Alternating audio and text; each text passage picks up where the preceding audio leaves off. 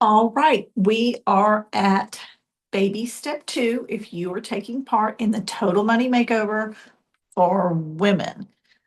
Now, this program is designed for women because women's challenges are somewhat unique to men for a variety of reasons. The information is good for everyone, but it is designed for women. Just want to get my form out. Okay, baby step 2, now you've gathered all your information, you've got it on paper, income and expenses. You have worked out your very first initial budget, which again, there will be the first 90 days. There will be 2 or 3 versions of those. You have completed your baby step 1. You have $1,000 set aside as a beginning emergency fund. This is not your full emergency fund. This is to get you started.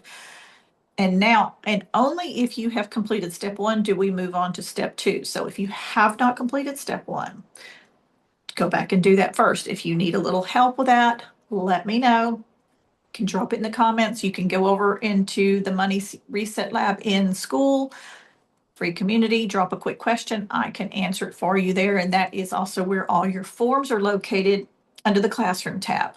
Okay, so if you're ready, baby step 2.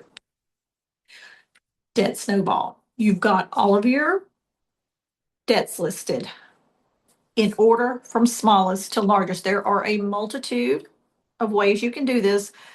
The way I'm going to do it is the way Dave Ramsey suggested.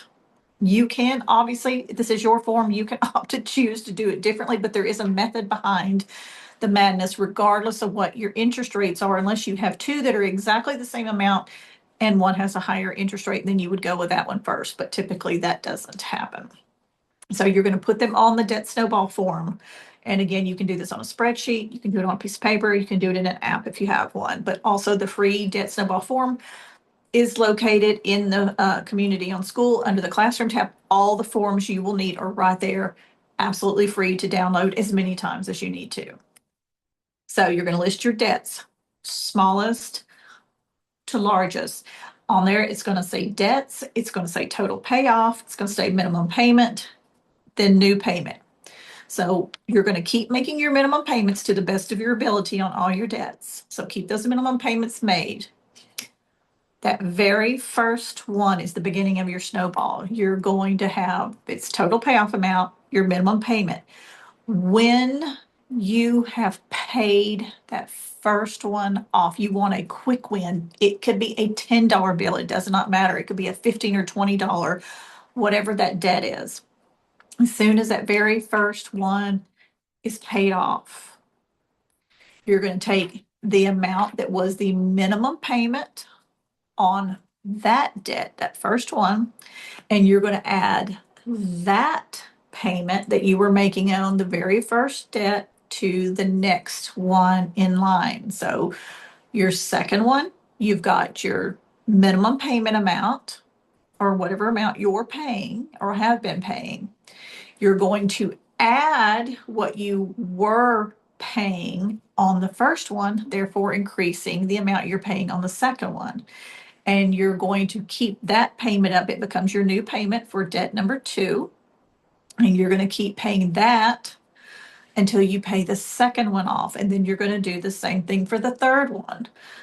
You're going to take your debt number 3, whatever the payment is you're making on that, the minimum payment or more.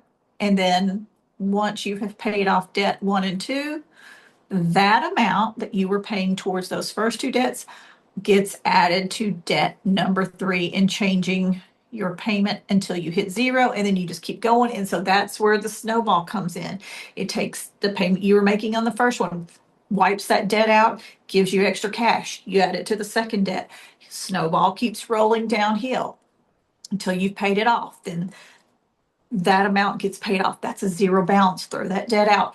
That amount you were paying on it gets rolled into debt number 3, keeps rolling downhill. And you just keep doing that over and over and over again until you wipe out all your debt. And for some people, that could be pretty quick. Maybe it's a few months. Some people, it might be as much as a year or more. It just depends on what your financial situation is. But that is your debt snowball. And you don't do anything else until you pass and get all those debts paid off. Now, what I will go back as a reminder and tell you, your emergency fund is for emergencies, car repairs, medical expenses, broken appliances. It's not for takeout. Okay. We've already budgeted for that. Not saying you're going to do without. And no, Dave Ramsey says beans and rice and beans, but we're not at that point. And if you are, it's actually okay. I have eaten beans and rice. I have eaten, what did my mother used to make when I was a child? We used to call them beans and wieners, like where you chop up, you had a can of baked beans or something, and you would chop up hot dogs into them. I actually kind of like that, to be honest with you. It's kind of a weird comfort food now. But if you have to remove even $5 from that $1,000 emergency fund, you will immediately stop what you're doing and find a way to get that $5 back so that that fund always stays at 1,000 all the time, because that is going to be your beginning safety net. It is not a long term. Obviously, expenses can be much more than $1,000, but it's for those unexpected, doable emergencies, ones that don't require a rent amount or something like this. These are things that just really, like flat tires and things like that, that you have to get repaired. So make sure that baby step one stays intact, $1,000. Only use it if it's an absolute emergency.